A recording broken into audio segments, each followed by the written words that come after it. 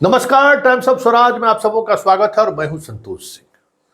और आज हम टाइम्स ऑफ स्वराज में चर्चा कर रहे हैं शिक्षक बहाली प्रश्न पत्र लीक मामले पर। जी हां, 15 तारीख से आज टिल अभी तक आर्थिक अपराध के अनुसंधान की दिशा जिस और बढ़ रही है, वो वही जंक्शन है जिस जंक्शन पर आकर सिपाही प्रश्न पत्र लीक मामला ठहरी हुई है।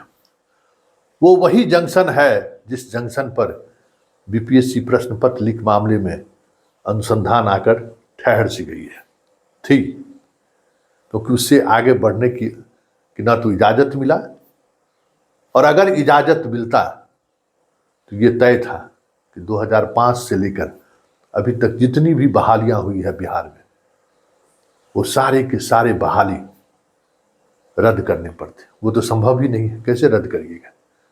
क्योंकि हर परीक्षा में इस स्तर पर सॉल्वर गैंग का इस्तेमाल हुआ है, इस स्तर पर सॉल्वर गैंग खेल करने में कामयाब हुआ है जिसका अंदाजा शायद आपको नहीं है।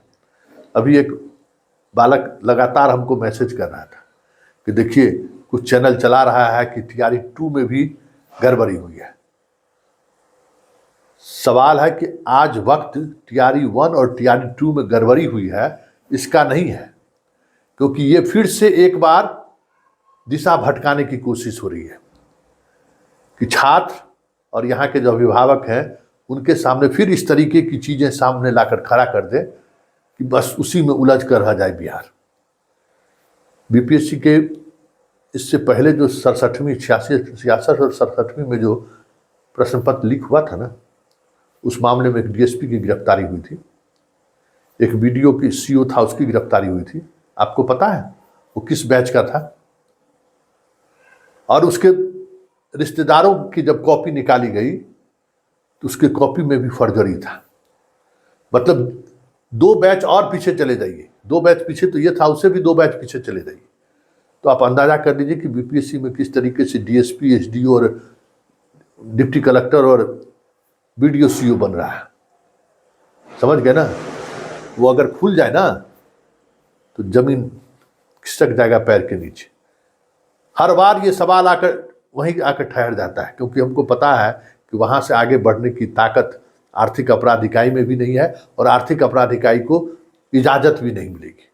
अभी भी ये हम आपको जानकारी दे दें कि 66-67वीं मामले में जो आर्थिक अपराध इकाई का अनुसंधान शुरू हुआ था, 42 स्टूडेंट का कॉपी निकालकर बीपीएससी के सामने रखा हुआ है कि ये इस कॉपी में छेड़छाड़ कैसे हुआ है।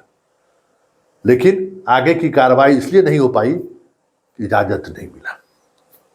ठीक आज वही बातें पहुंच गई है कि बीपीएससी के 3 ऐसे अधिकारी हैं जिनकी संलिप्तता साबित करने की जरूरत नहीं है, साबित है, लेकिन उन 3 अधिकारियों के गिरबान पर हाथ डालने का मतलब है कि बिहार में इतने दिनों से जो सुशासन और गवर्नेंस के नाम पर जो शासन चल रहा था, वो शासन किस तरीके से चल रहा था, वो सारी बातें पब्लिक डोमेन में आ जाएगी, जिससे सब कोई बच रहा है।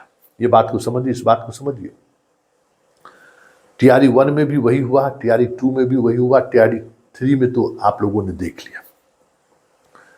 टीआरई 1 और टीआरई 2 में गड़बड़ी हुई है, ये अगर किसी ने खबर चलाई थी तो एकमात्र आपका टाइम्स ऑफ स्वराज था। याद करिए, एकमात्र। और आप चाहते हैं कि चीजें शक्ल ले, एक कार्रवाई हो, तो टीआरई 1 और टीआरई 2 में जितने लोग बहाल हुए हैं उसकी जांच हो जाए। कुछ करने की जरूरत नहीं है, कोई अब पीछे नहीं जाने की जरूरत है। जो मीडिया खबर चला रही है वो आपको बहकाने के लिए खबर चला रही है। आप में अगर ताकत है, इस प्रदेश के युवा में अगर ताकत है, इस प्रदेश के अभिभावकों में ताकत है, तो आप सिर्फ इतना करिए कि जो परीक्षाएं हुई हैं, बहालियां हुई हैं, उसका सिर्फ जांच हो जाए। जांच क्या, जो लोग बहाल हुए हैं उसकी जांच हो जाए। सारे लोग पकड़े जाएंगे, सारे लोग पकड़े जाएंगे। और जब भी उसको पकड़ने की बात होती है तो कुछ ना कुछ बात ऐसा हो जाता है कि रास्ते में ही रुक जाता है। इसलिए बिहार के अभिभावक और छात्र और युवा, आप में अगर वो कौशल बचा है जिसकी वजह से कभी मोहनदास करमचंद गांधी महात्मा बन गए थे, जेपी के हुंकार से केंद्र की सरकार बदल गई थी, ये वही बिहार है ना, ये वही बिहार है ना जिसने इस देश को दिशा दी है। एक बार नहीं, सैकड़ों बार, हमेशा। और आज भी दुनिया की नजर हमेशा इस देश की जब कभी चर्चा होती है तो बिहार पर रहता है।